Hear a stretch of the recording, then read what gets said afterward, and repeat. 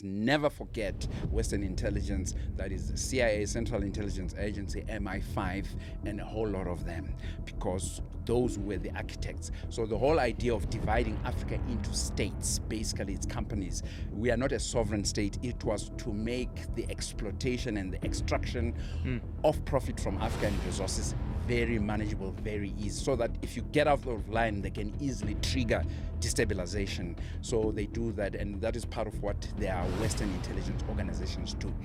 Whenever you see destabilization, wars, coups going on in Africa, I want all African people globally to know this.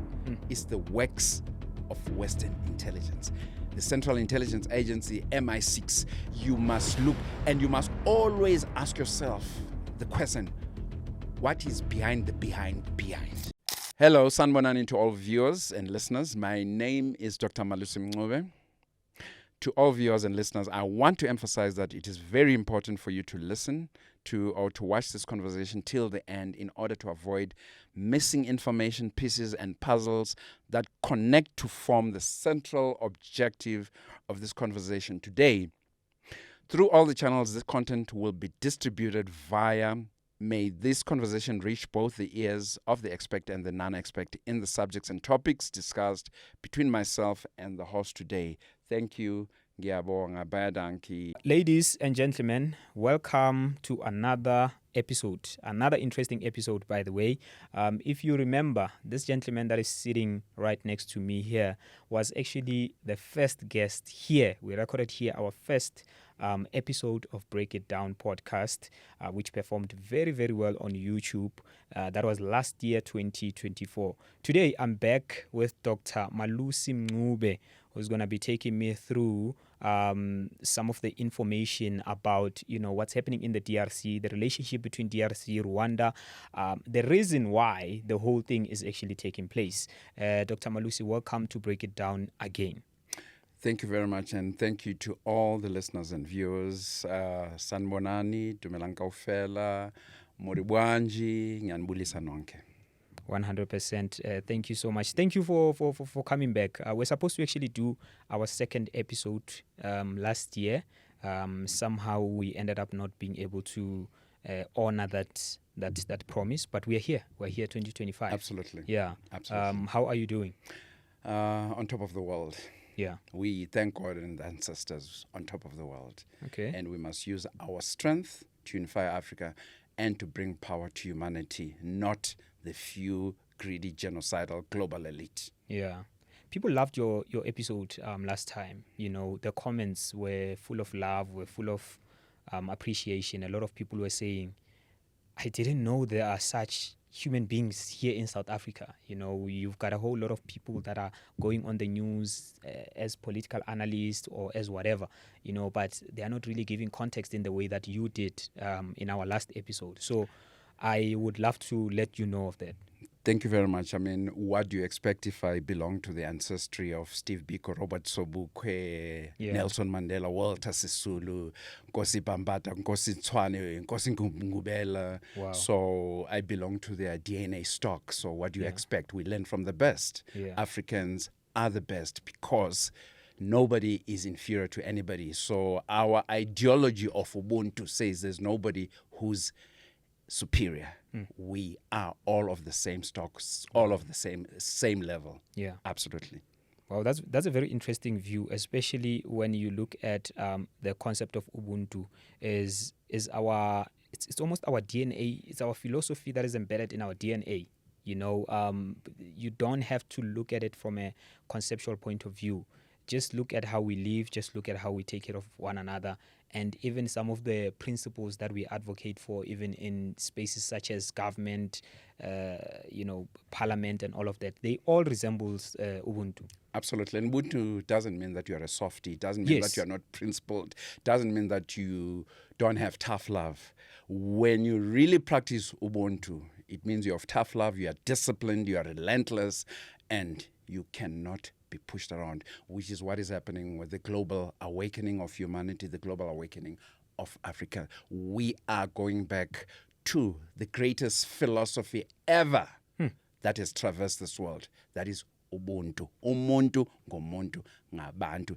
Anybody who preaches anything other than that and saying they only are the superior ones, that is totally antithetical to Ubuntu. So Ubuntu is the most superior because it brings about everybody, it brings about the Most High, it brings about all the ancestors. Wow. Yes, I am because we are because I am. Absolutely. Wow. Yes. We could talk about Ubuntu and collective consciousness the whole day, because that's another topic that we can unpack for the next hour. But today we're going to touch, we're going to go in the north, of the continent, where we've seen that it's not really nice, Absolutely. with the visuals on the news and everything that is happening. I'm talking about the Democratic Republic of Congo, knowing that it is one of the country that actually, with some of the richest minerals, in this continent. I mean, the continent itself is full of minerals, but we know that Congo is one of the countries that actually supplies a lot of important minerals, even outside of the continent, to the rest of the world. But there's a war that has been happening there, and it's been happening for decades. Can you please take us through? For someone who is even hearing about it yesterday, they think maybe some people don't even have context. They think maybe Rwanda, Ramaphosa, these are just players of, people that are now contributing outside of this war. But actually, there's something deeper about this war. Can you please give us some context there? Okay. Let's give it a historical context. Yes, please. From the first time the King Demon came from Belgium, one of the greatest demons in the world. Some of you call him Leopold. I don't even want to call him king. He's a demon king, whatever. Yeah. He exterminated over 20 million Congolese. So you can imagine. So it started from the day after the Berlin Conference and after they allocated themselves, selfishly so, genocidally so, portions of Africa to suit their exploitative imperialistic design. So it has never stopped since then. Then Patrice Lumumba tried in the 60s. You saw what happened when he told the Belgians, now we're not going to be your poodles. We're not going to be, and we are going to fight tooth and nail to free ourselves economically and otherwise, and they got rid of him. With the help, of course, never forget Western intelligence, that is the CIA, Central Intelligence Agency, MI5, and a whole lot of them, because those were the architects. So the whole idea of dividing Africa into states, basically it's companies, we are not a sovereign state. It was to make the exploitation and the extraction of profit from Africa and resources very manageable, very easy, so that if you get out of line, they can easily trigger destabilization. So they do that, and that is part of what their Western intelligence organizations do. From the first time the King Demon came from Belgium, one of the greatest demons in the world. Some of you call him Leopold. I don't even want to call him king. He's a demon king, whatever. Yeah.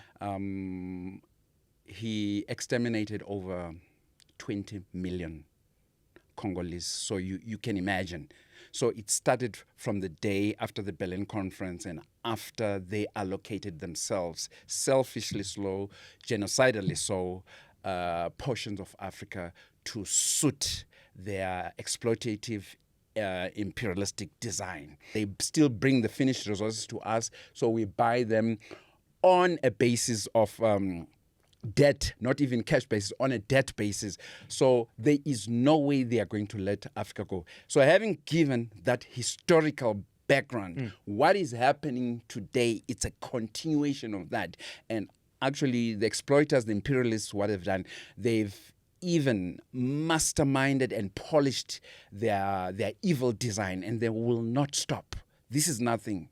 The West is still going to come, not just for the DRC, for the whole of Africa, given that the Eurocentric powers are now facing serious global competition from who? From China, from who? From Russia, yeah. from who? From the BRICS countries and all that. So basically, as much as the Eurocentric world is still powerful in the name of NATO and being led by America, they're still powerful, but they're declining. There are areas now they cannot compete. They're even trying to stop that competition in terms of manufacturing, in terms of semiconductors, in terms of quantum computing, and I can go on and on and on. They cannot. They've actually met their match, and that match has come in the form of time to say every empire rises and every empire goes down. But in their going down, they will want to take everybody with them. So we're living in interesting times, but there's still a lot of people that are going to lose their lives. So having given that historical context, when they drew the borders of the whole of Africa, even the DRC Congo, right, you will find that in Rwanda and on the DRC side, it was the same people, like you were just telling me right now. If you go to the Beitbridge border, if you go to the Swazi border, to the Lesotho border, if you go to the, we are the same people. You will find in Free State here in South Africa, they are related to the Sothos from Lesotho, right? But we are different countries.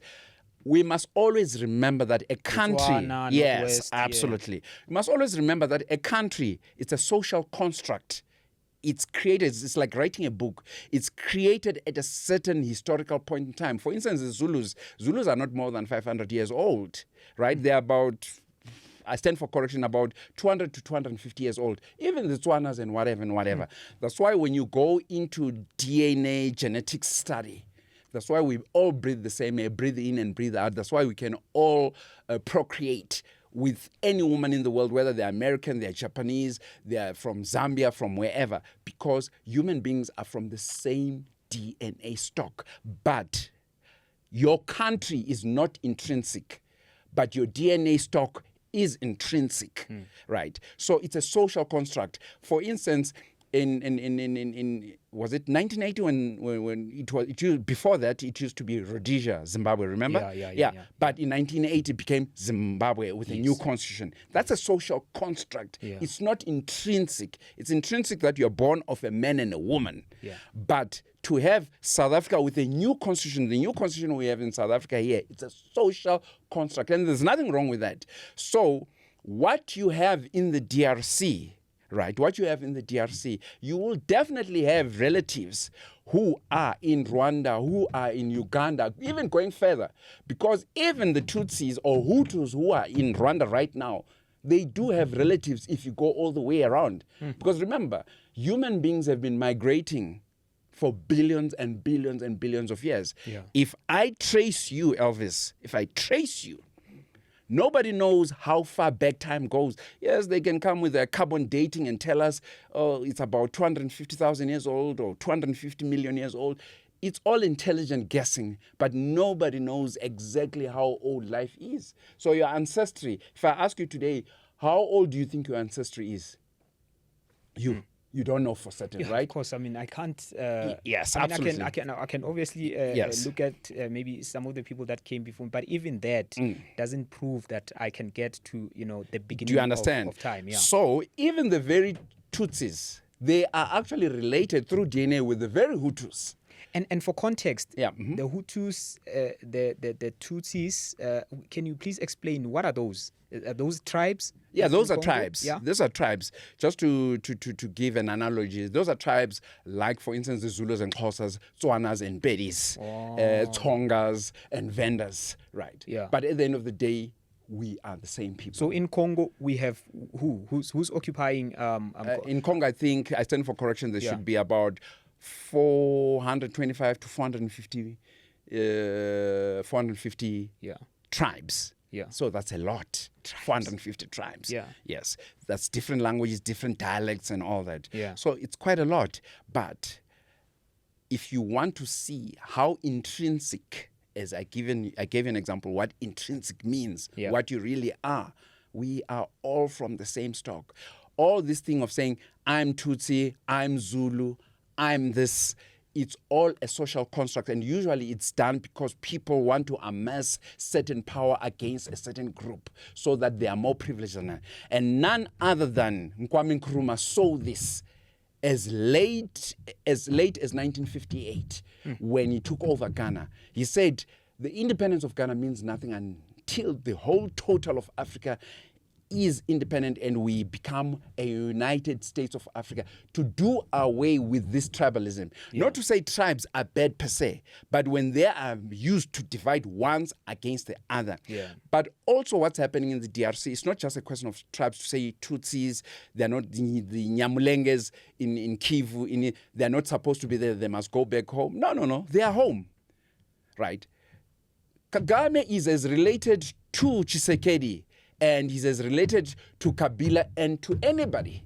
Wow. We are all of the same stock. So people must move beyond that, and Kwame Nkrumah moved beyond that. That's why Kwame Nkrumah was fighting for the United States of Africa. It can be federal, but certain things we have to be of one voice and one doing and one policy measure. What do I mean by that? For instance, your foreign policy, your army and your police, then other things can be localized. You prevent things like this because right now, the great powers that have been exploiting us, the imperialists, they use that in a very advanced manner to keep on dividing us, to make it look like it's a Tutsi and a Hutu thing. But it's greater than that, because if that whole region of Goma did not have strategic minerals that run the whole world, that run the fourth industrial revolution, we wouldn't be having what we're having today. So the war now is about minerals. It's definitely about minerals, but they will make it intelligently look as if it's a Tutsi Hutu rebel, Like which on one side of the coin it is,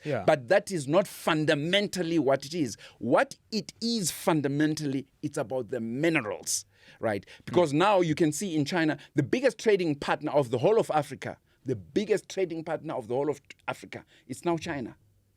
And Russia is making inroads. So who's feeling the heat here? The USA. The USA is feeling the heat, Europe. right? So when they come, because they are devilishly intelligent, they will not come and say, no, we're taking over like old school colonialism. It doesn't work that way.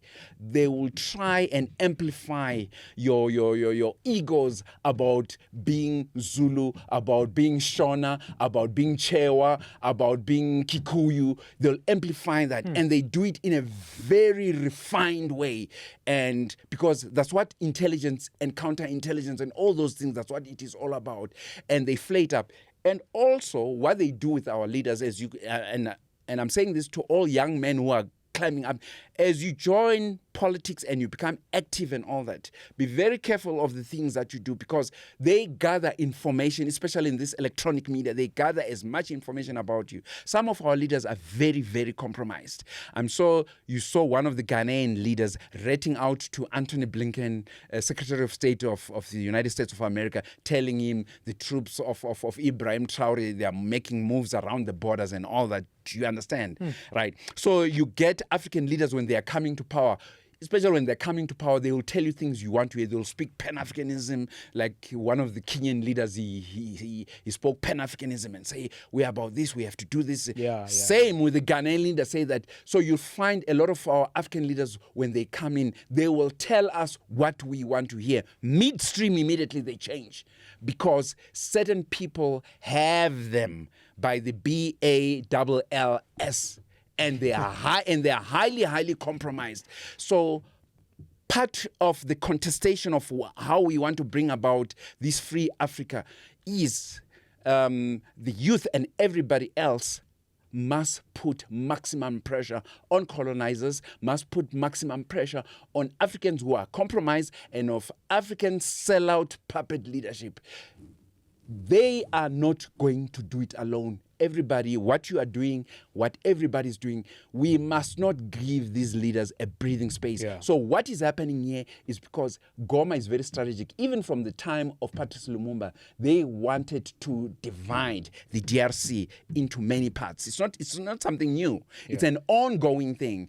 And they are going to come up with more strategies to bring about division. I mean, you can even hear in South Africa sentiments of Orania, sentiments of Western Cape must secede. Those are warnings. They're not joking. And, you know, when I look at this, actually you're giving me now a greater perspective, because when you're speaking about Orania, I'm thinking all of these wars, when you look at Ukraine, what was happening in Ukraine, that was a proxy war. It wasn't necessarily between Ukraine and Russia, much as it was used as a battleground. You go to Israel, what happened in Palestine, right? Then you look at the countries that are at play there. Right. Yeah. You realize that actually the land where the war is being fought at. Absolutely. It has nothing to do with, of course it has everything to do because they're targeting those people. But at the same time, it's people like you were saying, they're trying to access the minerals. Yeah, Then they're going to make it a tribal thing that, we're supporting this tribe, the other one will support this tribe. Absolutely. But at the end of the day, we know that the superpowers are the ones that are going to gain. Absolutely. Are we looking at something like that? Definitely. I want to say to the viewers and listeners, and some of them, many of them know, but even those who don't know, whenever you see destabilization, wars, coups going on in Africa, I want all African people globally to know this. It's the works of Western intelligence. The Central Intelligence Agency, MI6, you must look and you must always ask yourself the question, what is behind the behind? Right? So there is no destabilization that can be mechanized without anybody funding it in terms of training, in terms of money, in terms of knowledge power, in terms of airlift support. That could be helicopters, aeroplanes, etc., etc. So certain powers have got that type of capability. For instance, what happened in Mozambique, Cabo Delgado. All of a sudden, we have these jihadist insurgents, and they were causing havoc and all that. Where do they get the training? Who gives them money, the knowledge? And for them, with such rapidity and speed to be able to commit what they are committing. And so much confidence. Yeah, so much confidence. Yeah. So I want our young people, I want to tell you, Western intelligence organizations, they're involved because Africa is a repository for the resources that they want, and they will not stop. And they will not allow Africa to be as developed as they are because they don't want that competition. They do not believe in competition. They tell you they believe in a market-free economy. No, they believe in being monopolies, but they sell you the idea that there must be competition. No, they believe in monopoly. Always know imperialists believe in a monopoly. That's why they want to be the only nuclear powers in it. This whole story you hear, even in companies, no, you must sell your state assets because there must be competition. It's all nonsense. I don't care which president is saying it and all that. I will debate anyone. It's all nonsense. Because at the end of the day, those state assets, you must look at who buys them. It's bought by people who have the money, and from where? And it's people who are imperialists. They can use front people, for instance, who are as black as me, right? But at the end of the day, if you trace where that money is coming from, you can see this is neocolonialism. So neocolonialism doesn't believe in competition. They thwart every competition. That's why they don't want Iran right now to have nuclear weapons. That's why they're trying to frustrate also North Korea. That's why they're disappointed that Russia, from when Stalin took over, managed to nuclearize. That's why also Africa, in the short term, if they can, even if it's just one state, we must also nuclearize. Africans must be global. We must not just see ourselves in our politics and the lives of our children who are going to leave them. To see yourself only as a South African, Lesotho, Zimbabwean, Malawian, it's very myopic, and it's very dangerous. One of our greatest leaders in Africa, Kwame Nkrumah, said that is going to get us into danger and that is going to get us enslaved. And it's true. Our outlook and how our policies must always be global. It's just that some of our leaders are compromised, very, very compromised, and they're making money out of this. Some of them have monies in France, they have monies in Europe, they have monies in EU. So every time you speak about pan-Africanism, not to say pan-Africanism is perfect, but I guarantee you pan-Africanism is the greatest ideology for the black man in this world today. We must think from a global perspective, everything we do. And for starters, we must have one currency, we must have one reserve bank for the whole of Africa, and we must allow free movement of people. And that can be controlled. It doesn't mean we must do it just carelessly. No. It can be intelligently, tactfully implemented. This is what we're talking about. So the journey of that million miles, we must begin to move it now, because Africans, you are in danger. Africans, you will be exterminated if you think this is a picnic. It's not. You saw what was happening in Gaza. You see what is happening. Nobody is even speaking about Sudan. Sudan is at a standstill. And nobody's speaking about Sudan. Yes, we must speak about DRC and other countries in Africa, but Sudan, nothing is happening. They stopped it. There's a war going on in there. And when you see there's a war going on, the CIA is involved, the Americans are involved, Europe is involved, you must know somebody's getting paid, because war is another means of economics. It's another means of business. So war is a commodity? Of course, it is a commodity. You dying, them exterminating you, it is a commodity, definitely. Somebody's getting paid. From the bullets that are made, the guns that are made, the trucks, the weapons they feed, destabilizing you, all that. All right. And whilst they are doing that... And the media platforms as well. That's absolutely. Where they cash in, yeah. Whilst they are doing that, they're busy extracting minerals. I can give you many examples that they've just done it in Syria right now, right? From 2011, when the Russians went in and the Americans are there, they've been extracting. The Americans have been extracting even right now. America is illegally occupying strategic areas in in Syria and also in Africa. Just recently, they went and bombed Somalia. What gives them the right? So this is what is happening. It's really, really, really, yes, it can, to a simple mind, it can work out as if it's a Tutsi Hutu thing or a Kagame thing against Tshisekedi thing. Yeah. No, it's really about the minerals and controlling Africa and not allowing Africa to stand up and for Africa to be like China, for Africa to be like Russia, to be like America. So it's really about minerals. And some of our leaders, because they are compromised, because they sold their souls to the devil, they're easily controlled. They cannot even become Thomas Sankaras.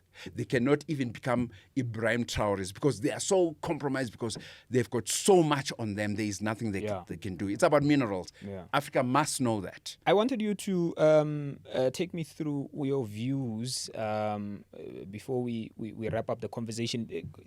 Your views around, we've seen Ramaphosa as part of, he has been the president of AU at some time, has led the African Union. And I will still reference from the time you and I, when we met at the African Union at 20, when they were celebrating. Absolutely, yeah. Yes, 20 years. And there was a book that they were launching, right, that was detailing, from the transition also from the OAU to the AU. Absolutely, right? yeah. And you look at some of the chapters there where they were talking about peace and security, and they say one of the mandate that they are actually pressing on from the time when they were celebrating 20 years is to actually make sure that there's peace and stability within the country. Absolutely. Now, the reason why I'm talking to you about this is because I want you to give me your view on the AU's intervention in the DRC. South Africa as well as being a member state within the AU. Now the whole thing is being turned around to be a Ramaphosa, Rwanda, Paul Kagame thing. What is your view around that? No, not just my view. The truth about this whole thing. Before South Africa went in there, they got the mandate from the African Union. And the African Union Peace and Security Council, which looks into matters of peacekeeping operations and peace in Africa. Yeah. It's a body, it's a 15-member body, the Peace and Security Council. Right? They actually mandated South Africa to go in as a peacekeeping, outfit. Yeah. Into the DRC. So South Africa did not do that on its own. And what they do, the African Union also, they call it the element of subsidiarity, meaning that the principle of subsidiarity, they work closest with the regional economic community that is around that area. So in Africa, we've got 8, and SADC is one of them. So it is closest. So the mandate came from the African Union, and it was reinforced with the SADC, and South Africa went in.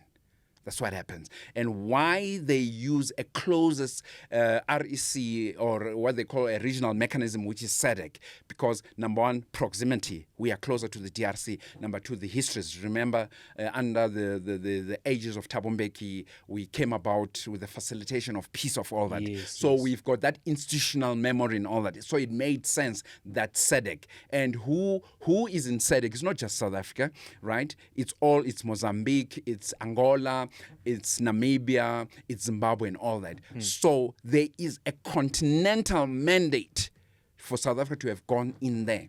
So, and Lorenzo, the president of Angola, because of the mandate of SADC, called for discussions to find a peaceful solution to the DRC, right? And I stand for correction there. I understand some of the parties did not turn up. And which are some of those parties? Wow. It was Rwanda. Rwanda was never there. But now when you listen on other interviews, some of the leaders will tell, no, Rwanda was there. Right. So, no. So I want viewers and listeners, what they must understand when they hear some of our leaders speak, no matter how much we can love them, especially where colonizers are involved and they want these minerals. When some of our leaders are speaking, it doesn't matter which leader and how much you trust them, right? It can be Mbeki, it can be Zuma, it can be Kagame and all that. Some of the things they say and they want to buttress their position, support their position, it doesn't necessarily mean they will tell you everything. They do have certain confidential things, certain secret things they cannot say. So sometimes they can especially in the media. Yeah, especially in the media. Yeah. So for instance, if there's an interview about Ramaphosa, he might tell you the truth but not the whole truth. If it's Kagame, he might tell you a little bit of that truth but not the whole truth. So take everything with a pinch of salt. What President Kagame says, or what President Ramaphosa says, or whatever president, because the Rwanda issue is a very sensitive issue. Very sensitive. Yeah. It's not about this tribal affair. Yes, they've roped it in to make it look like, because now it's costing people's life. And it does. It ends up looking like it because it looks like a duck. It quacks like a duck. It becomes, you will think. So to a mind that is not trained, you will think it's really a tribal issue, right? But it's really not. And I quickly want to say also, speaking about people taking things with a pinch of salt, this is not coming from me. There's literature, it's public literature, it's there. There's also another school of thought that says President Kagame, right, was the mastermind of the Tutsi genocide. This is not me. The literature is there. I can afford it to you. These are other people. It might not be true. You never know. This is what I'm trying to warn viewers and what you call. They actually said, seeing that the Tutsis are a minority, they could never, even when they went to the election, they could never beat the Hutus.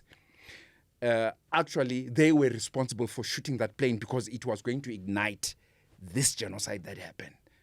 So there are journalists who've written the books that have been written. Yes, they are not very popular books, and there are people who say that Kagame and his military outfit, they actually masterminded that so that they could take over Rwanda without any free and fair elections.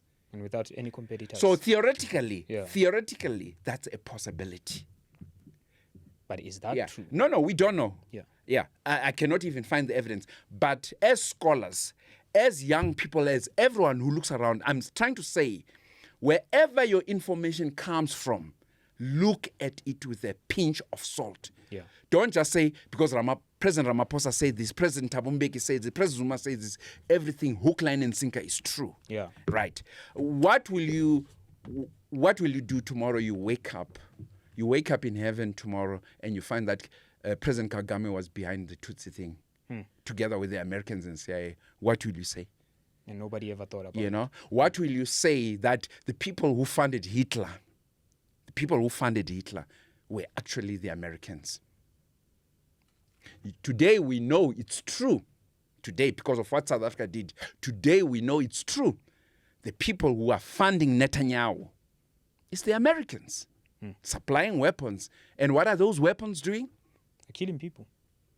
Not just killing. They are ethnic cleansing, genocide. Hence, South Africa put a case. So they cannot hide it because of digital media and all that. It's all in the... That's why South Africa stood up. Because tomorrow it will be us. Do you understand what I'm saying? Yeah. Yes. Now we have proof. No, now, if the Americans can do this today and supply weaponry and money to Israel... They can also do it to us. And they can do it to Ukraine. Do you know how many Ukrainians, I'm talking about people who are blonde and white and blue eyes, are in exile? It's more than 10 million. If they can do it, how many Ukrainians who are white have been killed and died? Is it not a theoretical possibility? Maybe the same Americans, they funded Hitler? Who's to say? So we must be very, very careful. So all I'm saying to our upcoming leaders and youngsters, don't be taken in by the rhetoric of President Ramaphosa or President Kagame or President Tshisekedi. You must be very, very careful. The West is fighting for its lies. Yeah. They will use every trick in the book to dominate Africa because from slavery right up to now, they've never seen black people as human beings. They've seen them as instruments to amass their wealth. Do you know how many people were bombed by the Americans in Iraq? Women and children. Over 1 million. And even after that, sanctions that were put on Iraq that compromised the lives of children. So do you understand?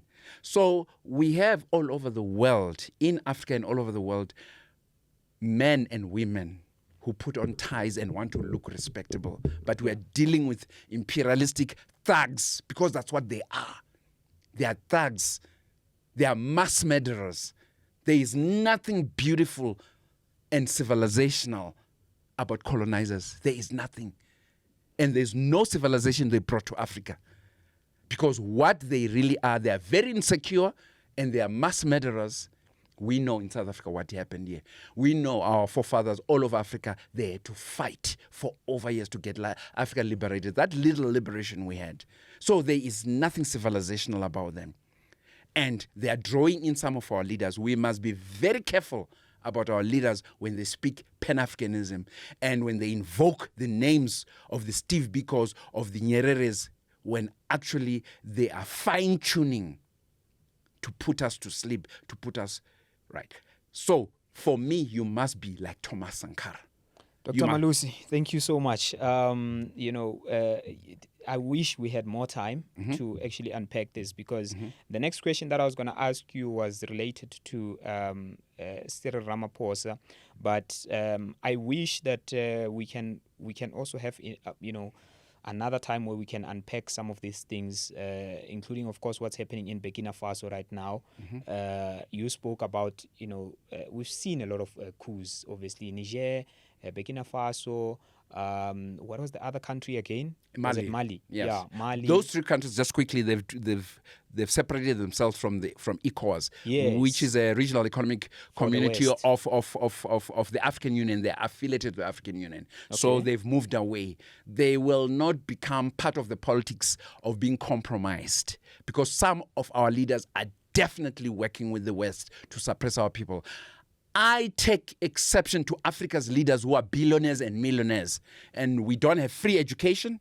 We don't have free health. And our people are not working. They don't have a basic income. But they make sure, as our leaders, they put on the most expensive suits, most expensive cars, and most expensive houses. And they go on holidays. And they say they are revolutionary. If you are a revolutionary, be like Thomas Sankara. So some of our leaders, Africa's leaders, they are damn right selling us out.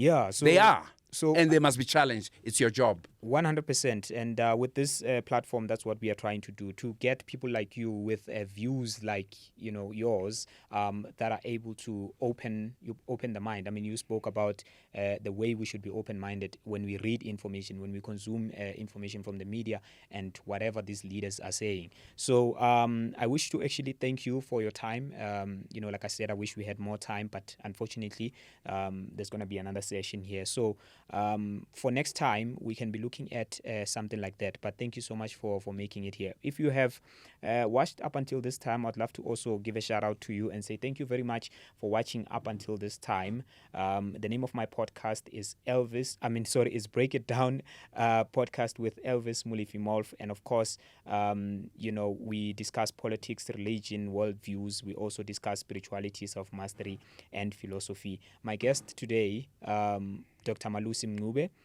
was here to actually, share a little bit of light, especially with what's happening in the DRC, but also give you a little bit of perspective into the African politics, because a lot of us who live in the African continent, we are so glued up or clued up as well with the politics that are happening in the West. But when it comes to things that are happening in the continent, we don't tend to actually have interest. So Dr. Malusi is here, and if you want to see him again, please in the comment section let me know so we can bring him back and make more time for him to actually give you more context. Thank you so much. Thank you to the viewers and thank you to the listeners. Thank you very much.